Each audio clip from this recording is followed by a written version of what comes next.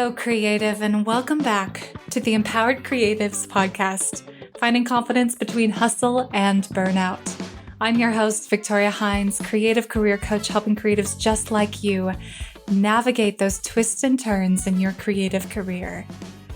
Welcome to 2024.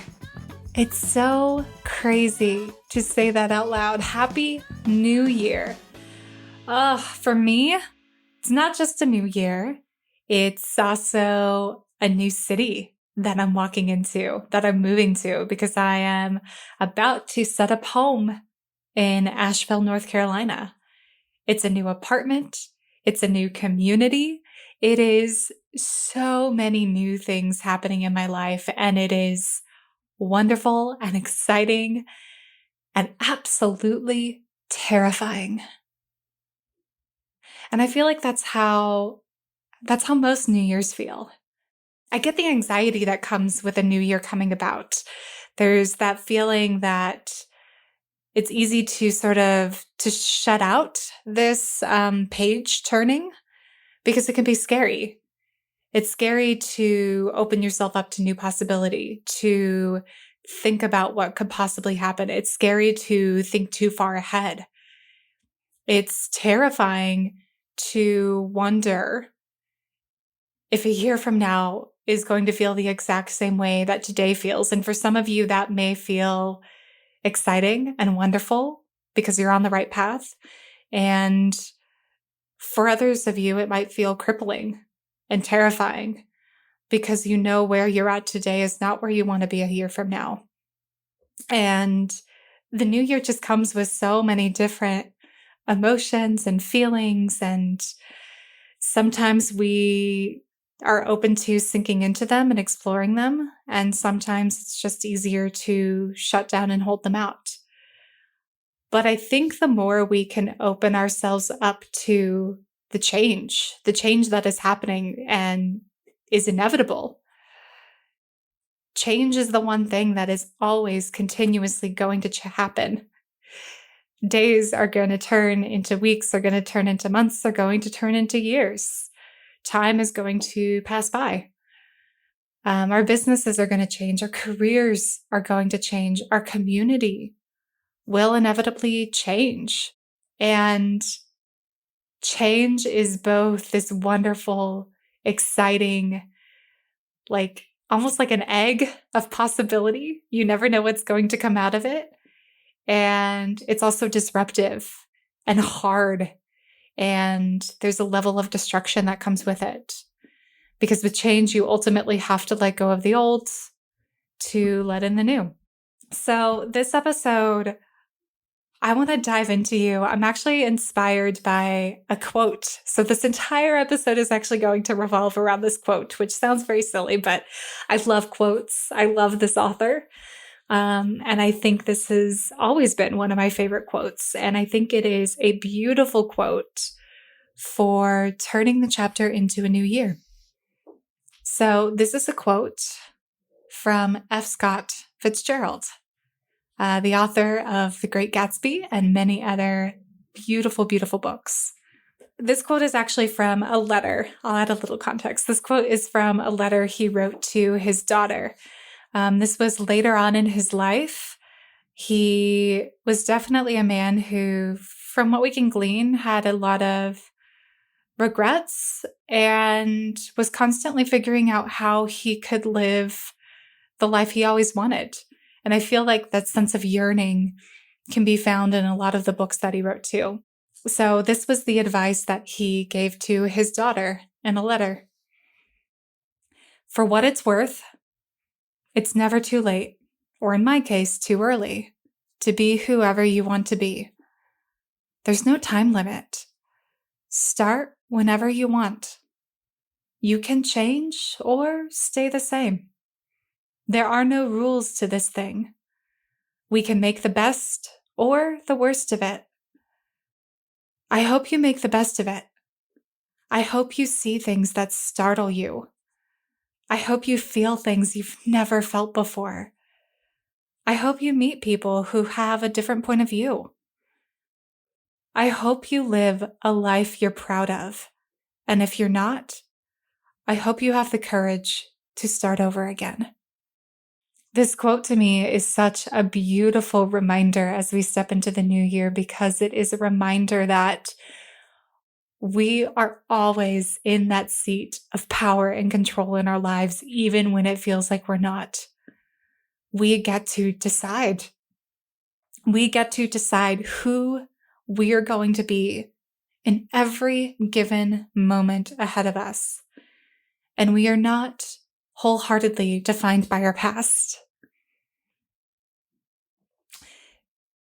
So what I want to do is I actually want to break down this quote into 5 separate pieces of advice for the new year. And at the very end, I want to share with you my goals for this upcoming year. And I'll preface this, my goals, I set these to be well-rounded. They're not always just focused on business or career. They're focused on my life as well. And in fact, this upcoming year, I think a lot of my goals are more so centered around my personal life than maybe necessarily my career. Partially because I think those pillars of my life need a little bit more robustness. They need to be built up again. Hey there, creative. I have a delightful invitation just for you. Imagine diving even deeper into the incredible world of living your life as an empowered creative, including more tips, tricks, and advice arriving straight into your inbox. Sounds pretty cool, right? Well, guess what? I've got something special brewing, and I don't want you to miss out. Introducing my so awesome bi-weekly email newsletter. It's a vibrant community bursting with passion, curiosity, and the love of building a creative life. By joining my newsletter, you'll get first access to new promotions and launches, as well as my welcoming voice in your ear every other week.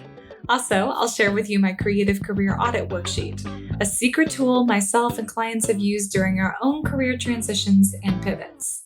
So don't miss this opportunity to be my pen pal, as well as deepen your connection with fellow empowered creatives by heading to www.victoriahines.com or following the link in the show notes below. Thank you for being such an incredible listener, and I really look forward to sharing this exciting journey with you through both the podcast and my newsletter. Now, let's dive back into the show. All right, here are 5 pieces of advice that you can take from F. Scott Fitzgerald's letter to his daughter. Piece number 1, it's never too late and it's never too early. It's so easy to look at the world around us and experience either complete FOMO or the feeling that we are way too late to the party. When I launched a podcast in 2020, it was easy to listen to the voices around me that were like, well, you're late to that game. You're never going to be on top. Maybe they're right. It's not like I could launch a podcast and suddenly 3 months in, because I'm one of the only things to listen to, I suddenly have thousands upon thousands of subscribers. That's not the reality. But maybe launching the podcast wasn't about getting thousands upon thousands of subscribers. Maybe eventually it will be, but for right now, it is my way to talk to you, to get to know you, to connect with you, and to connect with the guests I have on the show. That's why I launched this podcast. So I love the piece of advice that it's never too late and it's never too early. It's so easy to feel like there are specific requirements and timelines on this thing. But I think remembering that you get to decide when it's time to start and when it's time to end something. And it may be scary. There may be certain aspects that don't maybe quite fit in with your age. You are going to probably face different hurdles than other people who are maybe at a different age or at a different place in their career or business. But that doesn't mean that you can't start. So I think that's a beautiful piece of advice to hold on to as you're stepping into this year. Advice number 2, there are no rules except the rules that we make. Sure. Okay. On surface level, there are rules. Like when I drive my car, If I don't stop at stop signs, I'm going to probably get in trouble with the cops. That is, if anybody catches me. Caveat this, I always stop at stop signs and I'm a very good driver. So that was a terrible example. But what I meant to say is oftentimes in our life, in our career, in our businesses, in our art, we are the only ones who are putting the rules on ourselves. Yes, there might be certain trends that are picking up, and it's easier to go with the flow of the river than to fight the flow of the river. But at the end of the day, we are just all making up the rules. Now, some rules are there to keep us safe, to help other people. I definitely would, follow the rule of paying your taxes. Otherwise, you might not like the consequences. But other rules like you have to post on Instagram at this time of day, this many times a week in order to gain X amount of followers. Maybe that worked for some people, but if it doesn't work for you, it doesn't work for you. And that's okay. You get to make your own rules. You make the rules that you follow. And if the rules aren't working for you, maybe it's time to shift them a little bit. Piece of advice number 3. We make our life what we will. We don't always control what happens, but we do control the narrative. This one is particularly hard for me, and sometimes it's taken months, if not years, to flip particular narratives that I have been telling myself. Our brains like stories. That's part of human psychology. We really latch on to stories and storytelling. And every time we recall the past or recall things that have happened in the past, we put a little twist on it. That's kind of how our brains work. It's how our brains recall memories. And it's not that the memories are wrong, but in some ways we do choose to tell the story in the way that works and fits us best. Sometimes that narrative is helpful. Sometimes it helps us to protect ourselves. Sometimes it helps us to recall something that was traumatizing or important to us. Other times, that narrative is so ingrained and we finally have reached a point in our lives where it is no longer helpful. A narrative I believe that I told myself, I'll hop back to a really old one. This was back in my acting days, but I thought I was terrible at dialects. I had been told this over and over and over again. And in fact, I vividly remember when somebody I went to high school with heard one of my British dialects that I was trying to learn and laughed at me and told me it was absolutely terrible. And I feel like that narrative popped up over and over and over again. And I remember in college trying to learn an Irish dialect and really struggling with it. And for the longest time, I thought I just could not do dialects. And in some ways, I let that narrative spin a little bit further into thinking that my voice needed to be fixed. There were certain things about my voice that weren't good, that weren't helpful. And in some ways, there were areas where I could improve. But I had actually adopted a narrative about my voice that was very crippling and holding me back. And when I finally opened up to the fact that I changed the narrative, I decided maybe I'm not bad at dialects. Maybe I just need more practice, which was exactly the case in point. I was very lucky. I went to London for the Fringe Festival. The Fringe Festival was in Edinburgh, but I went to London. I was working at a conference, ended up going to the Fringe Festival with some friends I had met at the conference. And one of them, they were all voice teachers. And we got to talking about how I felt like I wasn't good at dialects. And she was like, how about you try? How about for the next 2 hours, we're just going to have a normal conversation and you talk in a British dialect. She was British, by the way. And she wasn't going to make fun of me. She was just going to listen. And it was the best 2 hours I ever could have spent because it reassured me that I knew exactly how to use this dialect. I knew more than I thought I knew. I became way more confident in something I thought I was terrible at, all because somebody in high school told me that I was. But in reality, once I took the pressure off, once I took that anxiety off of my plate, once I felt like I was in a safe space, suddenly my voice just lifted. And I felt confident to do something I had told myself that I was terrible at before. And imagine if I had kept that narrative close, near and dear to my heart. I'm not sure I ever would have started a podcast, and I'm not sure I would be recording this and talking to you right now. So this is all to say that we can't control what happens. We can't control the things people say to us, but we can control the story that we hold on to. And at any point in time, we can decide to flip it. All right. Advice number 4. To feel things you've never felt before, you must experience things you've never experienced before. I feel like this is one of those kind of like silly quotes that I see on Pinterest all the time, which I kind of secretly love, but I know is really silly and it feels really, I don't know, superficial and like there's not much there, but think about it. There's a lot of raw honesty to those words. In order to feel something you've never felt before, in order to reach a moment that you're wanting to reach that you've never reached before, you have to be willing to experience or do something new.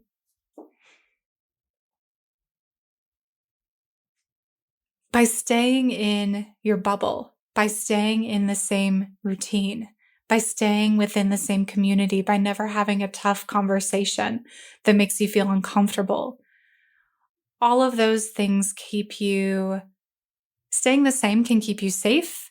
It can keep a routine in your life. It can give you some stability and consistency. But ultimately, it's probably not going to lead to a ton of change. If you are seeking change, if you're wanting to feel or have that enlivening in your life that you have never felt before, then more likely than not, you're going to have to do something new and scary. The 5th piece of advice that I took away from this quote is this: if you're not proud of the life you've created, have courage to start again. That one's terrifying. It often feels like when we start over that we're having to wipe the slate clean and start over from scratch.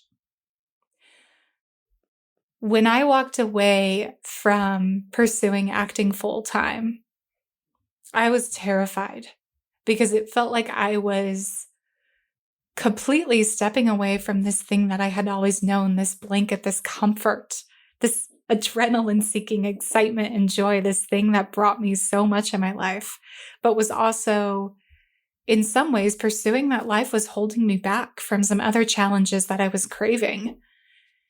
And I wasn't super excited or maybe proud of what I was doing on a monthly or yearly basis.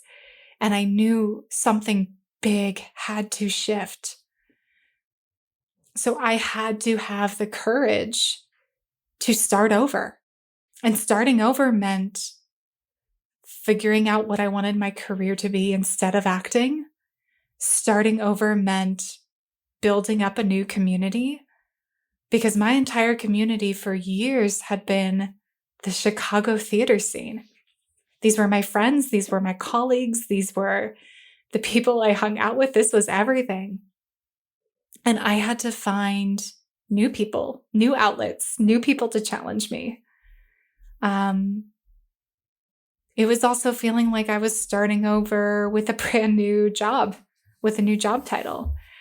Starting over is terrifying, but what I have come to find through the many moments that I've started over, I would say in the last 3 years alone, which has been multiple times, you never start from scratch. You never start from scratch. You always bring with you so many of the skills and the knowledge and the experience that you gained from all of the lives and journeys and adventures you've experienced prior. Those always come with you. And that experience always morphs and shapes into something new, into the next leg of your journey. And it's never a waste. You're always going to be surprised by what previous skills and things that you invested in show up in the next one. In my full-time job, I build training courses and programs. I would not have known how to do that as well as I have today. I ended up knowing more than my colleagues when we went to go build a training program because I had invested in a business boot camp.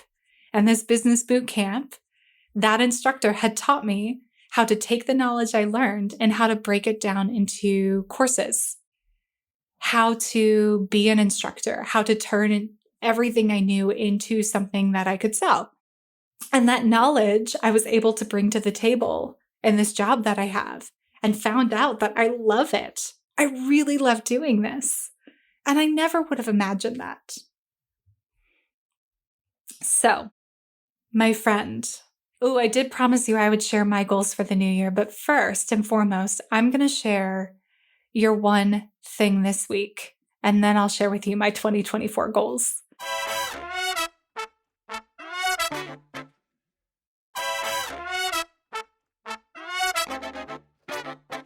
So I want you to imagine it's January of 2025. It's a new year, a year from now, and you're stepping away from 2024 into the new. What would make you feel proud of the life you've lived in 2024? What would you be proud of? That is what I want you to make sure gets codified and solidified into what you want to do in the year ahead. So here are my goals for 2024. In 2024, I want to make new friends. I'm moving into a new community and I want to invest in that and build that up. And frankly, I need more friends than friends that I have to call from far away. I need local friends. So I want to make a friend who is very close to me in my community, somebody I could easily grab a drink with after work.